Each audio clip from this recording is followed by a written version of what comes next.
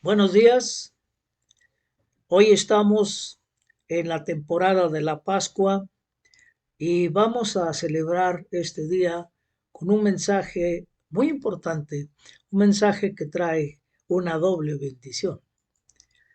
Pues el tema de esta semana es precisamente la bendición de la paz y el gozo. Y el nombre de nuestro sermón es una doble bendición.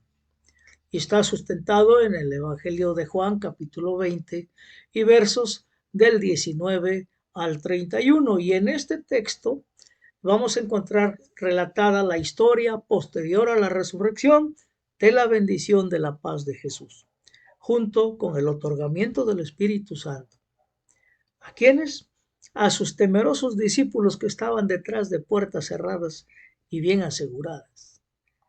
Pues bien, en este tiempo de Pascua la iglesia puede revisitar una vez más el testimonio bíblico de Jesús resucitado y junto con la bendición que viene para quienes ponen su confianza en él.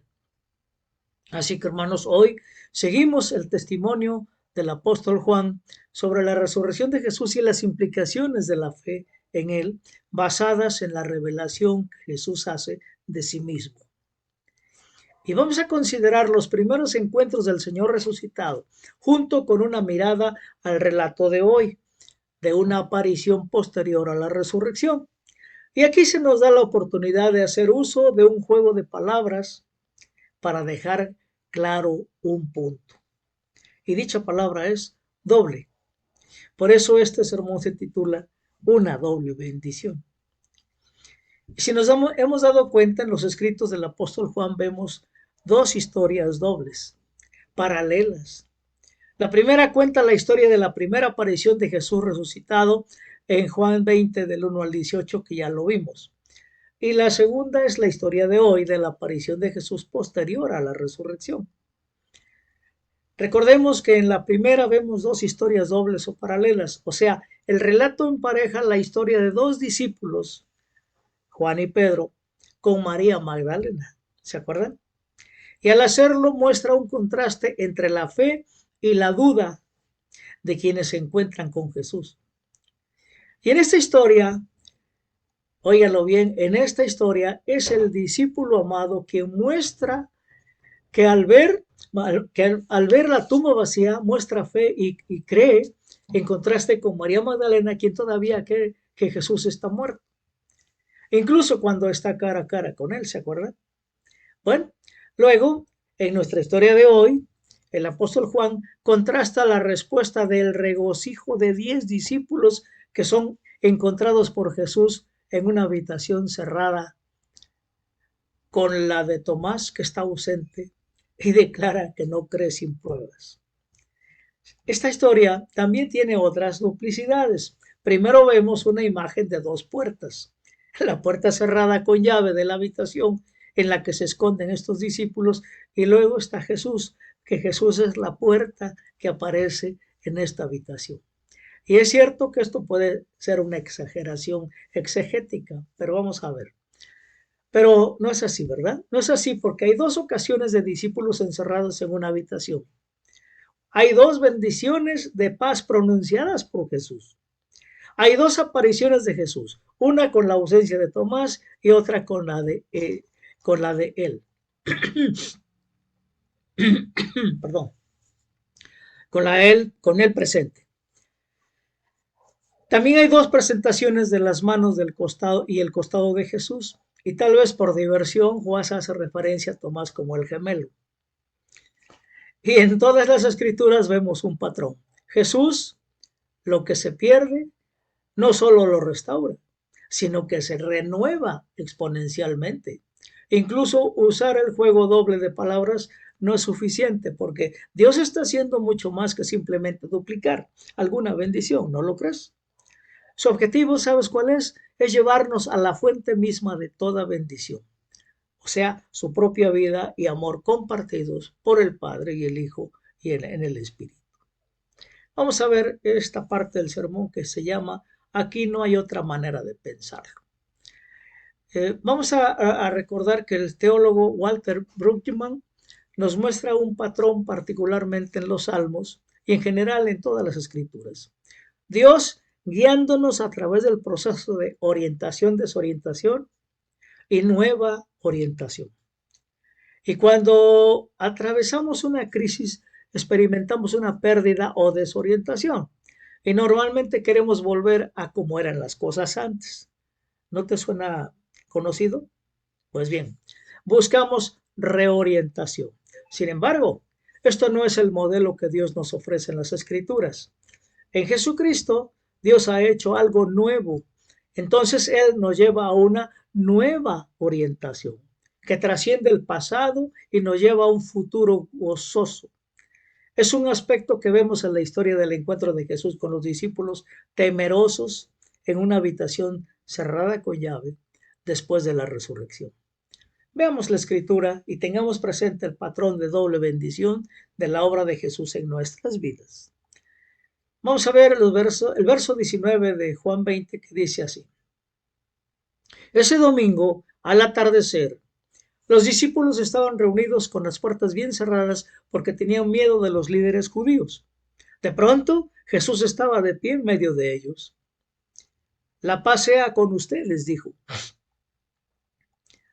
Y bueno, podemos aquí identificarnos con los discípulos que cerraban las puertas por temor a los judíos, ¿verdad?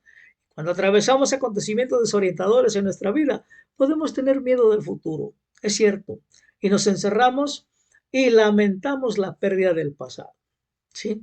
Pero Jesús está detrás de nuestras puertas cerradas. Él no espera una invitación y nuestros miedos no lo obstaculizan, no. Aparece con las palabras, la paz sea con ustedes. ¿Qué te parece? Ahora, para los discípulos esto sería reconfortante considerando que la última vez que vieron a Jesús lo habían abandonado y negado mientras actuaban con temor durante los eventos que condujeron a su crucifixión. ¿Lo recuerdas? Pero Jesús trasciende nuestras acciones pasadas y los acontecimientos pasados de desorientación de nuestras vidas. ¿Sabes qué hace? Él nos restaura con paz, una reconciliación duradera que nos libera de todos los acontecimientos pasados que nos han dejado marcados y heridos. Si no, continuamos en el verso 20 al 23 que dice así. Mientras hablaba, les mostró las heridas de sus manos y su costado. Ellos se llenaron de alegría cuando vieron al Señor. Una vez más les dijo, la paz sea con ustedes. Como el Padre me envió a mí, así yo los envío a ustedes. Entonces sopló sobre ellos y les dijo, reciban al Espíritu Santo. Si ustedes perdonan los pecados de alguien, esos pecados son perdonados. Y si ustedes no los perdonan, esos pecados no son perdonados. Así que ahora vemos que Jesús usó sus propias cicatrices y heridas para servir como punto de conexión para los discípulos. Y lo más probable es que un temor muy real que tenían los discípulos fuera ser atrapados por los romanos y que sus propias manos fueran traspasadas con clavos y su propio costado empalado en una lanza. ¿No te parece? Así que ver a Jesús resucitado entre ellos, mostrando esas cicatrices, fue un mensaje de que los romanos no tienen poder duradero. Jesús tiene la última palabra y esa palabra en este momento es paz. Este es un segundo pronunciamiento de Jesús de la paz sea con ustedes. Y podemos ver el peso y la fuerza de la realidad de la paz que Jesús trae al hablar de ella dos veces. Es una doble bendición, ¿no te parece? Si toda la creación fuera llamada a existir a través de la palabra hablada una vez, óyelo bien, ¿cuánto más es la realidad de algo que Él habla dos veces? Y en la muerte y resurrección de Jesucristo, ciertamente tenemos una paz permanente y duradera. ¿Qué te parece? Bueno, dentro de esta realidad de paz que se nos ha dado, Jesús encarga entonces a la iglesia, les dice a los discípulos, como el Padre me envió a mí, así yo los envío a ustedes. Y toda la vida y el ministerio de Jesús, si nos damos cuenta, fueron vividos en el Espíritu. Desde su nacimiento, durante su ministerio y hasta su muerte, todo lo que Jesús dijo e hizo fue hecho en el Espíritu. Y así es como la iglesia es enviada al mundo. No somos enviados solos ni abandonados. No somos enviados por nuestro propio poder, inteligencia o habilidad. No, Jesús comienza una nueva misión para los discípulos cuando sopló sobre ellos y les dijo, reciban el Espíritu Santo. Así que hermanos, ser enviado no significa ser enviado lejos de Jesús, sino ser enviado con Jesús a su ministerio continuo. Jesús ha comenzado algo nuevo. En sus discípulos, para salir y proclamar sin miedo, óyelo bien, sin miedo la nueva creación y su nuevo rey. ¿No te parece? Y al ver quién es Jesús como el resultado que envía su Espíritu, podemos avanzar hacia la nueva orientación que tiene para nosotros. Y esta, hermanos, esta es una novedad que tenemos. Vida en el Espíritu. Y no hay vuelta atrás al pasado. Ya no debemos temer al futuro, ya que Jesús es el alfa y la omega, redimiendo todo el tiempo pasado, presente y futuro en su obra consumada en la cruz. ¿No te parece? Y bien, y no nos quedamos solos, sino que se nos da al Espíritu Santo que nos anima y nos da poder para avanzar hacia la nueva vida y misión que tiene para nosotros. Óyelo bien. Los discípulos están a punto de dar sus primeros pasos de ser pescadores a ser pescadores de hombres, ¿verdad que sí? Y la doble bendición está sobre de ellos. Y esta es una bendición que se nos ofrece a nosotros también en Cristo Jesús. Amén. Pues bien, entonces al dar el Espíritu Santo para esta nueva misión en la que entrarían los discípulos, Jesús da una descripción de cómo será. Óyelo bien. Si ustedes perdonan los pecados de alguien, esos pecados son perdonados. Si ustedes no los perdonan, esos pecados no son perdonados. Ahora, queremos asegurarnos de entender esto a la luz de todas las escrituras, ¿verdad? Es que sabemos que Jesús no nos está dando el poder de hacer que las personas sean perdonadas o no perdonadas, no, sino que está enseñando a los discípulos la importancia de vivir en el Espíritu. Así que al perdonar a los demás, llegamos a comprender más plenamente la verdad y la realidad del perdón que se encuentra en Jesús. Así que no nos está diciendo que vamos a perdonar o no perdonar por nuestra propia cuenta, no. La presencia de Jesús perdona a todos, ¿sí? Pero es Él a través de nosotros. Amén. Bueno, entonces también Jesús revela, mostrándonos las manos y el costado, que no es un fantasma. Su resurrección es una resurrección corporal. Y entonces Él restaura y redime a toda la humanidad con todas nuestras cicatrices y todas nuestras heridas para un cuerpo glorificado con un futuro glorioso. ¿No te parece, hermano? Si esto es algo grandioso, realmente es una bendición. Y doble, ¿verdad que sí? Bueno, esa es una gloria que no podemos comprender plenamente de este lado de la muerte, no. Pero Jesús nos da una idea de ello mientras permanece impasible y sin obstáculos por las cicatrices de su crucifixión. ¿No te parece? Esas cicatrices ahora se utilizan para provocar el regocijo de sus discípulos. Y entonces podemos confiar en que Él también convertirá nuestras cicatrices y heridas en puntos de regocijo. ¿No te parece? Así que también son las cicatrices de Jesús las que sirven como punto de conexión para que Tomás supere sus dudas. Vamos a la escritura, vamos a leer los versos del 24 al 29 que dice así. Tomás, uno de los 12 discípulos al que apodaban el gemelo, no estaba con ellos cuando llegó Jesús. Ellos le contaron, hemos visto al Señor. Pero él respondió, no lo creeré a menos que vea las heridas de los clavos en sus manos, meta mis dedos en ella y ponga mi mano dentro de la herida de su costado. 8 días después, los discípulos estaban juntos de nuevo y esa vez Tomás se encontraba con ellos. Las puertas estaban bien cerradas, pero de pronto, igual que antes, Jesús estaba de pie en medio de ellos y dijo, la paz sea con ustedes. Entonces le dijo a Tomás, pon tu dedo aquí, mira mis manos. Mete tu mano en la herida de mi costado. Ya no seas incrédulo. Cree. Mi Señor, mi Dios, exclamó Tomás. Entonces Jesús le dijo, ¿tú crees porque me has visto? Benditos son los que creen sin verme. Amén. Aquí vemos el contraste en la fe que Juan destaca con su doble historia. del primer encuentro de los 10 discípulos con Jesús detrás de puertas cerradas y el segundo encuentro de Jesús con Tomás incluido. Ahora es importante señalar aquí que aunque los 10 discípulos que estaban en la habitación cuando apareció Jesús le estaban diciendo a su hermano Tomás que han visto al Señor, ellos también junto con Tomás en ese momento todavía se esconden detrás de puertas cerradas. El miedo fue grande, ¿verdad? Y bien, con esta escritura le hemos cargado a Tomás el peso de la incredulidad en esta historia, ¿verdad que sí? Pero cada una enfrenta la realidad de la resurrección. Óyelo bien, cada discípulo enfrenta la realidad de la resurrección de Jesús de diferentes maneras y en diferentes momentos. Si no, veamos. La fe en Jesús es personal, no es colectiva. Cada uno le responde de acuerdo a su personalidad.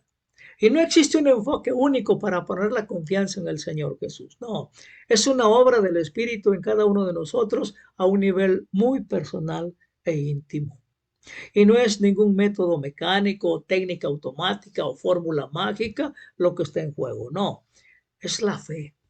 Es decir, la confianza, que es por definición algo que solo puede tener lugar en una relación personal e íntima. Y Jesús, por el Espíritu, es precisamente el iniciador de esa relación y es contigo también. Y tomará el tiempo y el enfoque que sea apropiado para cada uno de nosotros para hacer crecer nuestra fe en Él. Así es que ten fe, porque esta relación se da en ti también. Y ahora tal parece que Tomás necesitaba otra semana para estar en la misma habitación que los otros discípulos. Todos están detrás de puertas cerradas, sí, cierto, pero Tomás parece, óyelo bien, parece tener otra puerta cerrada también, la puerta de la fe. Y antes de menospreciar a Tomás, porque no tiene fe, no olvidemos las muchas veces que nosotros hemos hecho lo mismo. ¿No te parece? A muchas veces nuestra fe también falla. Y ya sea a través de experiencias de vida o del razonamiento humano, decidimos que no se puede confiar en Jesús. ¿Has estado ahí? ¿Cuántas veces te has atrevido a enfrentarlo y decirle, ¿por qué me abandonaste? Quizá hayas estado en ese momento y regresado. Y la confianza requiere tiempo. Y el miedo impide nuestro progreso, como les pasó a los discípulos. Reaccionamos cerrando la puerta con llave y negándonos a dejar entrar a Jesús, si se dan cuenta. No lo dejamos entrar. Pero luego, inexplicablemente, y si nuestra invitación aparece Jesús, ¿qué te parece? Él no necesita nuestra creencia para estar presente en nuestras vidas.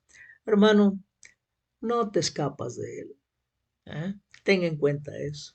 Él simplemente aparece detrás de nuestras puertas cerradas de incredulidad y comienza a generar una fe que no podríamos generar por nuestra propia cuenta. Alabado sea el Señor, ¿no podrás decirlo? Con voz fuerte. Jesús encuentra un camino detrás de todas nuestras puertas cerradas y nos encuentra, ¿dónde crees? ¿Dónde estamos?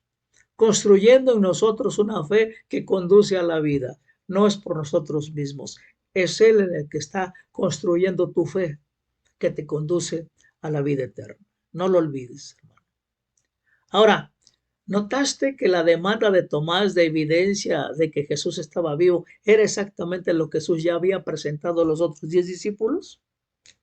Y Jesús no perdió la paciencia con Tomás, ni le dijo, lo siento, deberías haber estado aquí la semana pasada.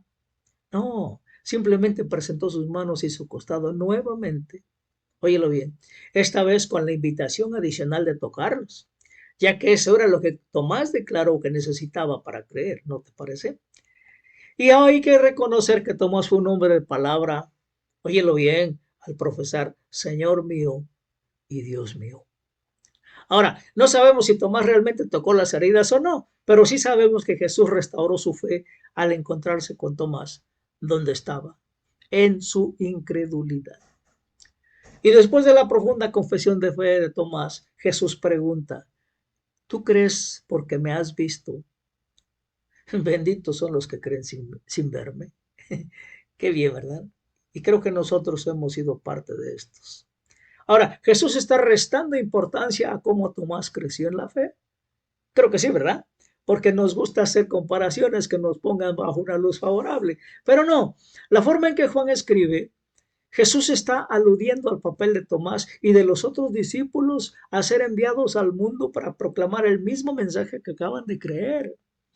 Cuando van los discípulos a predicarlo, a proclamarlo, pues no llevan a Jesús, pero Jesús va en ellos.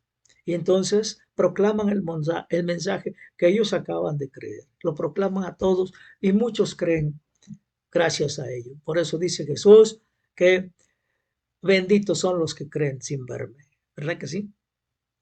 Pues bien, esto me recuerda la oración de Jesús en el capítulo 17 de Juan, cuando dice que también pide a Dios por los que han de creer en la palabra de sus discípulos. ¿Verdad que sí?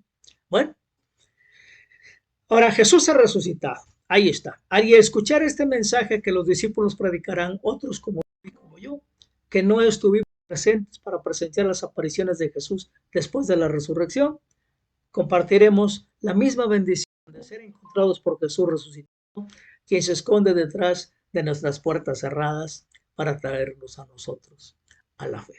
Amén. Bueno, ahora el pasaje concluye con una nota de doble bendición, otra vez.